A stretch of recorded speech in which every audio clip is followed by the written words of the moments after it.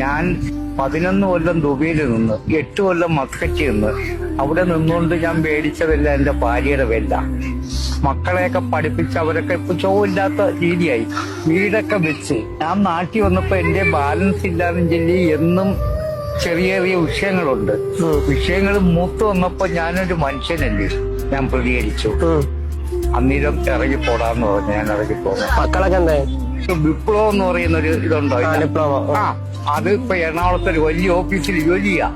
Ananthu R Dev. മോള് India ഒത്തക്ക് ബാങ്കിലും. മരുമോൻ ചാത്തന്നെടുത്തേക്ക് ഓഫീസിൽ. പിന്നെ മോന് വേണ്ടി ഒരു 5 സെന്റ് സ്ഥലവും ഒരു വീടും ഒക്കെ ഭാര്യയുടെ കാലശേഷം അവനാ പള്ളിമുക്കി മോക്ക് മേടിച്ച്.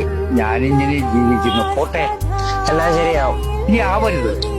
അവരുടെ ജീവിതം വളർന്നു വരണം. അങ്ങനെ അവരെടുക്ക പോരുത്. നിങ്ങളെപ്പോലുള്ള മക്കളില്ലേ എനിക്ക്. അപ്പൊ ശരി, പ്രാർത്ഥിച്ചാൽ മാത്രം മതി.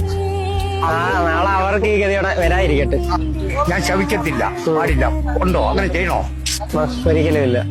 പോട്ടെ, ശരി, ഓക്കെ. എപ്പോഴെങ്കിലും കാണാം. ഇനി നമുക്ക് എന്തെങ്കിലും മീറ്റ് ചെയ്യാം.